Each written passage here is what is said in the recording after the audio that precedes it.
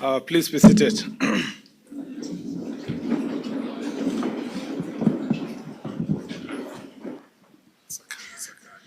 That's fine. Up to there. Thank you very much. Okay. Thank you very much, PS. The PS Internal Security and National Administration, Dr. Raymond Omolo, the Inspector General of Police, Mr. Douglas Kanja, the Deputy Inspector General of Police, APS, Mr. Gilbert Masengeli, the senior government officials present from both the ministry and from the National Police Service, our visitors from the various agencies here in present, and all the students, which are the chiefs and the assistant chiefs. Good morning. Good morning, sir. Good morning again. Good morning, sir. From the time I came to the field for Jukwaa la Usalama, now there is a lot of changes. Even your voice alone has changed. Thank you very much. You look very good, by the way. So, it's always good to have a uniform. As a service, as service delivery facilitators of the last mile, chiefs and assistant chiefs are the bedrock of our administration. You form the base of national government administration and security framework. By enforcing law and order right at the grassroots, you provide a strong backdrop of our bottom-up economic transformation agenda. This, coupled with increased empowerment of the citizenry, high expectations, as well as this coupled with the increased empowerment of the citizenry, high expectations, as well as changing security dynamics, calls for continuous learning and adoption. It is with this realization that the Kenya Kwanza administration, right at the onset, acknowledged training and capacity building for civil servants as a major driver for effective service delivery. And that is contained in the Kenya Kwanza manifesto, that training of civil servants to have an effective public service is extremely important. Training is important because of the changing times. How we used to do things 20 years ago, when most of you are employed, is not the way we do them today. The application of technology, the changing times in terms of closer personal relations makes it important for us to have continuous training. There is need to ensure that all our civil servants are empowered, well-trained, and well-equipped with prerequisite skills and knowledge to serve the citizens effectively. This is a need that we have confirmed during our security and service delivery forums dubbed Jukwaa la Usalama. Our officers continue to raise concerns that affect the delivery of service, among them delayed training. And most of you are here, the last training that happened was 2018, meaning that we are moving to closer to 8 years of service. Some of you were employed. How many of you are employed within the last 8 years? Just raise your hand, you don't have to stand. Wow. So it's all of you. Who was not there, who was employed before 2018 and is here for training? So even though, does that mean even though we trained 2018 last group, you are the ones who remained as a result of that training? Yes, sir. Allah. That compounds even the problem, because we are here praising ourselves. Okay, let me ask another question. And this is, as I'm trying to make it as interactive because of the experience of Jukwaa. How many people here were employed in 2017? Okay. And they were not trained. 2016? not trained. 2015, not trained. 2014, 2013, 2011, 2010, 2009, there's one person. 2008, Allah. 2007, 2006, 2005, 2004, 2003, 2002, 201, 2000, one person. 99, two people. 98, 5 people. 97, one person. 96, 95, 94. I didn't expect the 90s. Okay, 80s. Someone was afraid. There is one person. You are laughing. There is one person. That is 80 what? 80? 80? 83. But wait, just hold on there. You've not been trained since 83? The last training you did was which year? Training ya mwisho ukifanya ilikuwa mwaka gani? 2012. So I'm not asking I'm asking yes. Let me go back to somebody of 2010. 2010? 2010? Who was employed 2010 and is here? 2010. Just, no, you are not in the training. 2010, yes. Stand up. Have you gone through any training? Since 2010? Yeah. Okay. Okay, the person of 202. The one for 202. Have you gone through any training? You've not gone through training. 1, 2, 3. So you can see. Please. I didn't know it was this serious. Yeah? It is that serious? Yes, sir. So mmekuwa mkijaribu piga karata. Unauliza neighbor. Una Google. This, in fact, now, I'm even more convinced that after this training, this is not enough, you know? Yeah, I think that, and we were consulting with the peers and the IG and the team, and also the pastors who are here. We have to think seriously about continuous training regionally, you know, with regional institutions within the region, because this is not acceptable. This is actually very, very serious. So let me repeat. This is a need that we have confirmed during our security and service delivery forums, dubbed Jukwaa la Usalama. Our officers continue to raise concerns that affected their delivery of service, among them delayed training. And this is acutely delayed training. If you have somebody here who was employed in 2000 and they've never done any training, that is really, really sick. They're almost going to retirement without capacity building and training. Indeed, 8,102 chiefs and assistant chiefs across the country have not undergone the mandatory basic training as stipulated in their scheme of service. This has diminished their morale, which has in turn affected quality service over to our citizens. The government has therefore embarked on a rapid training exercise for the 8,102 chiefs and assistant chiefs, with the first cohort of 1,000 of you already here at the National Police Service Embakasi campus here in Nairobi. Plans are underway for the remaining 7,102 officers to join the course in subsequent cohorts on a monthly basis. This is a 4-week induction paralegal and security management course. This course, which is both knowledge-based and experiential, will be instrumental in inculcating the much desired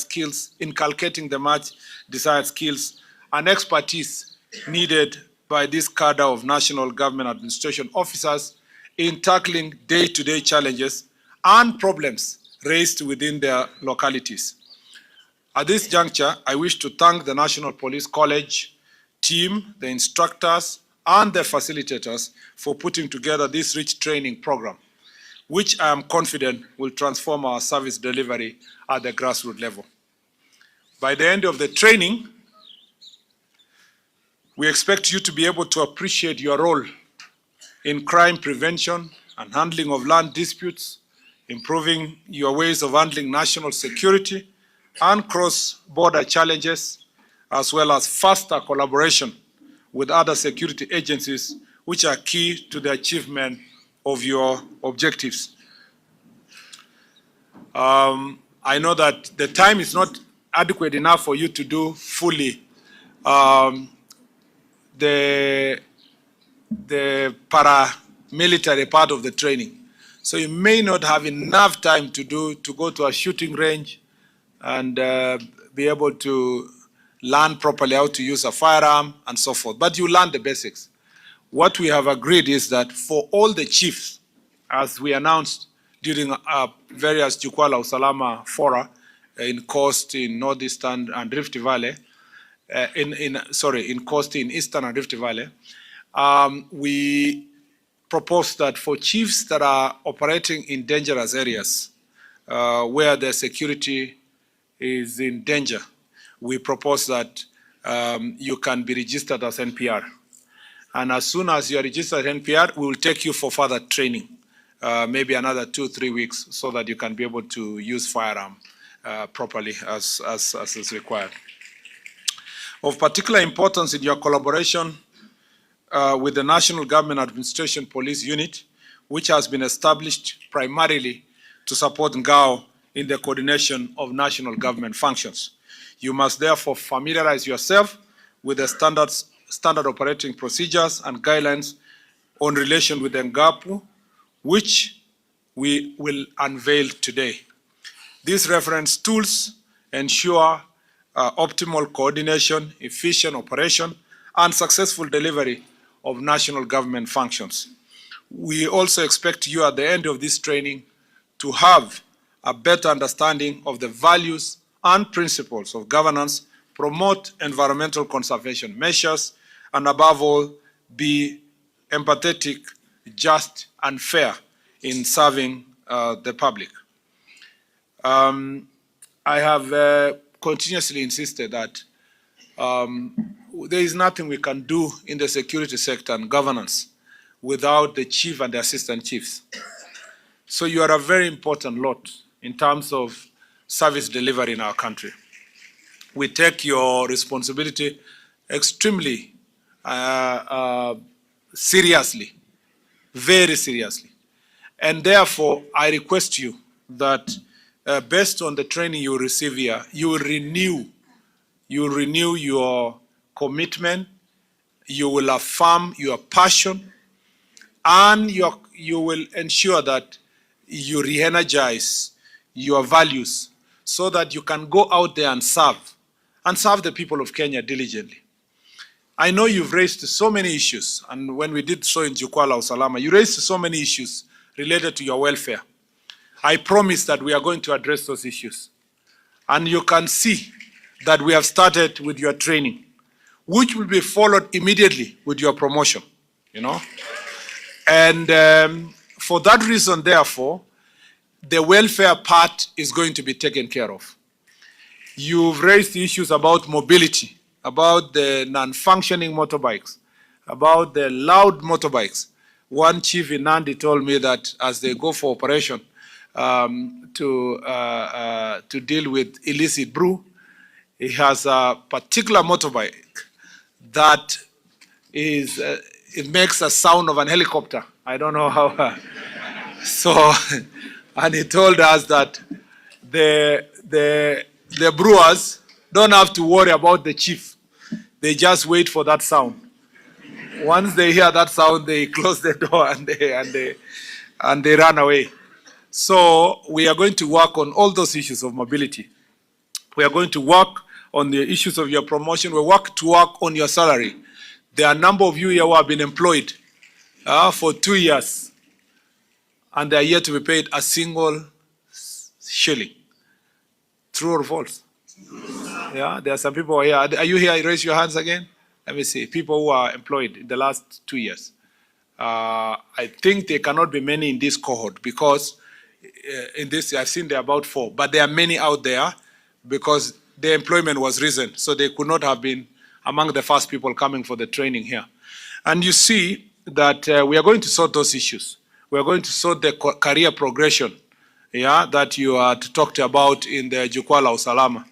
We are going to sort the scheme of service and align it accordingly based on the request you made. You are also today going to flag your uniform, you know. As I was told that most of you used to come here, and now that the quartermaster here is here and is my friend, I don't want to to put his job into jeopardy. But I am not saying it's the particular quartermaster, Jackson, he just have a seat. I'm not saying it is actually him who has done so, but some chiefs were saying that they arrive here and when they come for their uniform, they are thrown to them through the window. And when they say it is not fitting me, they are told Jaribu Mbele. So we have agreed that we will have your measurements and that all uniforms for chiefs and assistant chiefs will now henceforth, starting from today, be delivered to the county headquarters.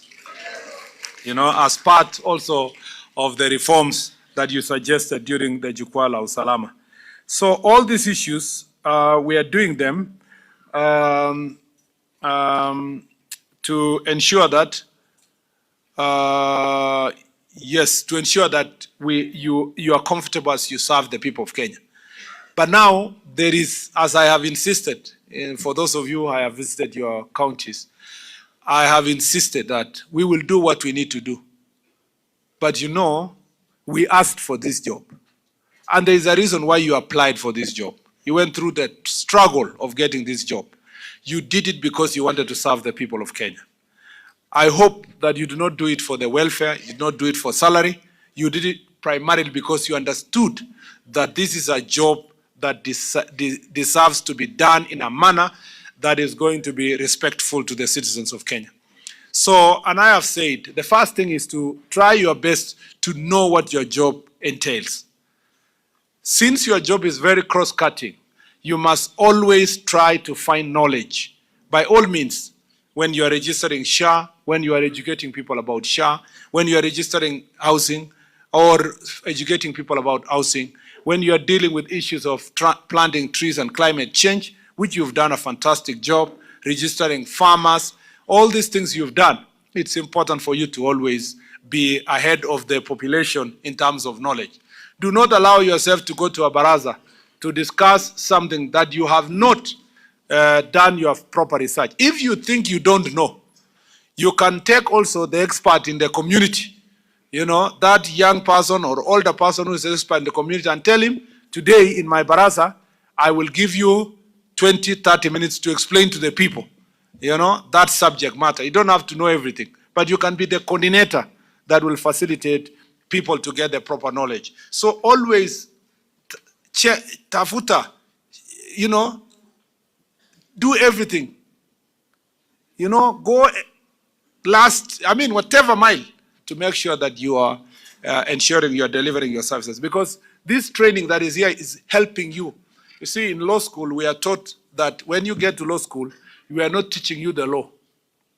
We will teach you where to find the law, how and where to find the law. So here, the skills you get from here helps you to know where to find knowledge, and how to do so, putting people together. Number two is that we must confront the monster of corruption. You know, I must say that, to be very honest, you need to know this. Chiefs and assistant chiefs are the most trusted public servants in Kenya. You know, you need to know this. But Muzime Kiburi, you go and improve. Yeah, you go and improve. And the best way to improve is to deal with corruption. Make sure that you are, as much as possible, not in any way facilitating corrupt activities or involved in corruption or corrupt activities.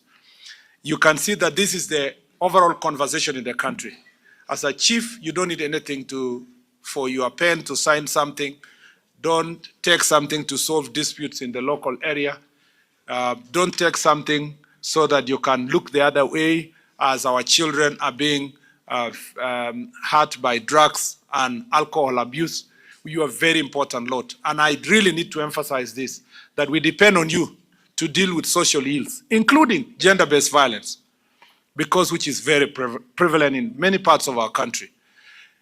I want to request you that get re-energized and let us together fight drugs and alcohol abuse. You have done a good job, and I want you to do even a better job going forward. I want you to be excellent. I have said this publicly, that there is nothing that goes on in a location that the chief does not know. And that is the truth. The challenge may be enforcement, and that's why we have Ngapu now to assist you, to help you in doing the enforcement. But you know a lot.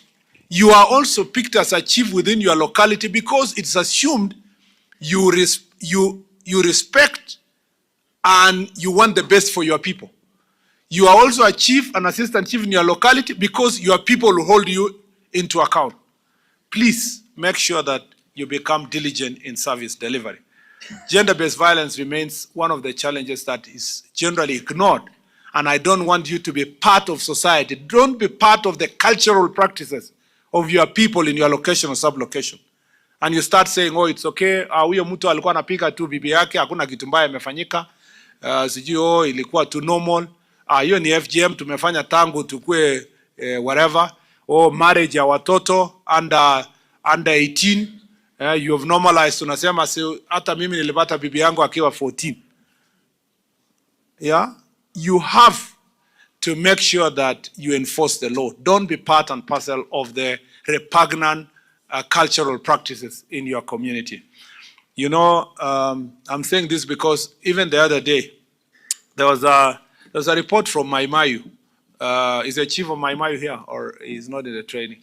Yeah, there was a report from Maimayu that oh yeah, there were cases of sexual trafficking in children for sexual purposes, and I went to Parliament. Of course, we did an investigation. The IG, through the DCI, did investigation. It was established that that BBC documentary was fake because the people they interviewed were not under 18, and they, you know, paid people to do the interview and so forth. And we stand by our story. That is true, that they paid people to do the story. However, it does not mean, and I want to insist here, and I say that in Parliament, it does not mean we don't have problems of trafficking in children for sexual purposes. We have that problem. And I acknowledge in Parliament that we have that problem across the country. Not just trafficking for sexual purposes, but we have children and people, young people being trafficked for labor in other parts of the world, including being tortured in places like Libya, because they are taken from parts like Northeastern all the way across the country, promised jobs abroad. Others are being abused sexually locally. Others are being actually defiled by their parents. And I want to say this here, chiefs. Yes, sir. Have you heard me? Yes, sir. We should not resolve any dispute related to defilement using a barasa.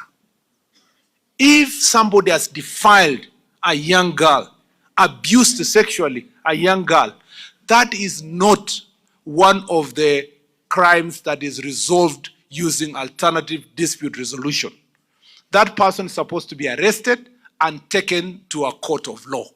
We must, and I want to insist here, as we fight drugs and alcohol, we must be firm and to fight gender-based violence, defilement, and other sexual offenses in our community. This is something that I hope that we are going to be very serious as administrators. That includes making sure that our children are safe from sexual exploitation of any manner. But that does not allow people who want to profiteer using these stories to get away by organizing skits and fake documentaries to make money and at the expense, and yet even when they make this money, they are not reaching the victims who have suffered as a result of gender-based violence and other sexual offenses. It's unbelievable that the last time chiefs and assistant chiefs attended course of this kind was 2018. We are therefore not only launching training courses, we are marking a new chapter in how we govern and secure our country from the grassroots up. This induction paralegal and security management training is a strategic upgrade of our grassroots administration. The course will empower you with legal knowledge, strategic thinking, and modern security tools. It is no longer enough to simply know your location, as we used to say.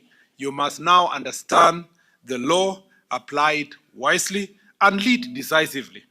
Together, we are building Kenya, where every chief and assistant chief is not only a custodian of tradition, but a guardian of justice, a pillar of peace, and a facilitator of government service delivery. When chiefs and assistant chiefs are well trained, communities become stable, crimes are prevented, and development thrives. We count on each of you to take this training seriously. The knowledge and skills you gain here will shape lives, prevent conflict, and maintain our national fabric. This training is not only, let me just say something about this national fabric. Let me emphasize. So, you know, not every time you sit with chiefs and assistant chiefs. You see, we are dealing with a monster called corruption, okay? Yes, sir. But also we are dealing with another one called, there's another one called tribalism. And tribalism is majorly propagated by politicians and politics. But you see, the stability of the nation is an independent public service that is able to serve everybody and able to propagate values that unite the country. Now, if you find a chief in a baraza, he's telling the people of his area, yeah, wale wenye wako serikali saizi, kabila hiyo yenye inaongoza ndio imetumaliza sisi. Chief ndio anasema hivyo, you know?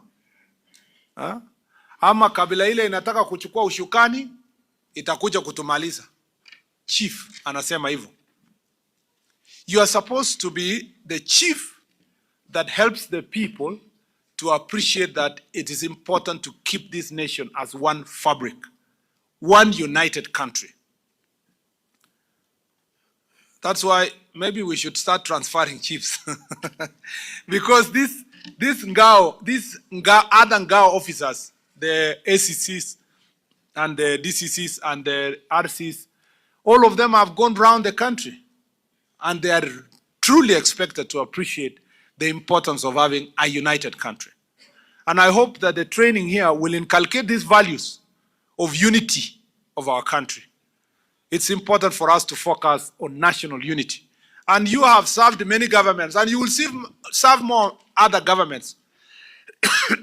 What is important is to work very hard to preserve the fabric of the nation, so that values such as unity of our country are observed. So I request all of us to make sure that we shun and train our people through our barazas about the importance of having one united country. Don't be a chief in a particular location and you are presiding over a meeting where the residents of that area are saying, hatutaki watu wa kutoka sehemu nyingine kufanya kazi hapa. Yeah? Ati sisi tunataka watu, ati tumetumiwa watu wa upande ingine. Chief, any person, public servant who comes to serve in your area, any person who comes to do business in your area, any investor who comes to your area is a Kenyan, and you are supposed to lead in the process of ensuring that our people appreciate this issue and appreciate especially when we are going for elections. It's important from day one, when you live here, to continue encouraging the people of Kenya that Kenya will be there. You've seen governments, we'll see other governments. There is no need for elections to become the basis for us to divide ourselves. It's important for us to have a one united country where civility prevails. So therefore, this training is only the beginning of our retooling of the national government administration. More capacity building and welfare enhancement programs are lined up across our ngaos and security agencies. In order to enhance the mobility of our officers, we are working with the National Treasury to expand the government vehicle leasing program. Consequently, the process of the procurement of leased vehicles is progressing well. Last year, we acquired a number of electric motorcycles for chiefs and assistant chiefs on a pilot basis. We are committed to acquiring more motorcycles to support the mobility of our officers and improve your response time. We are also today flagging off thousands of pairs of uniforms for chiefs and assistant chiefs to their counties. We are optimistic that this will not only boost the morale of the officers, but contribute to improve the image of government mashinani. And you look very good in uniform. Yeah. Yeah. We just need to make sure that it is, it's not very old. Yeah. And we just also make sure that you are getting the right shoes. Yeah. Why are you shouting? Yes, sir. I think you have been having problems with shoes. I was told in one of the Jukwa, you get all of you size 7 of the, all women get size 5 and all men get size 7. And one chief said that he got size 7 of the left leg for both youth. We will make sure that that distribution is properly planned and everybody gets the size they deserve. Yeah. So we have also had fruitful engagement with the Public Service Commission in ensuring career progression for our officers. As I said, this year alone, 88 chiefs and 58 assistant chiefs have been promoted to various higher jobs groups.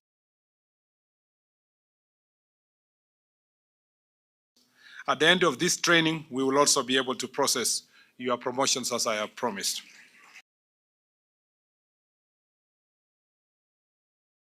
About the good books, the Bible says, to whom much is given, and as we do our part of bargain, you also are expected to reciprocate by ensuring effective and efficient service delivery. Uphold the integrity of the office of the chief and assistant chief as the representative of the office of the president at the grassroots. You should all times promote unity and national cohesion. You see, the office of the president. So the chief's office, assistant chief inaitwa office of the president, assistant chief's office. Yes, sir. Yeah, so behave like an officer in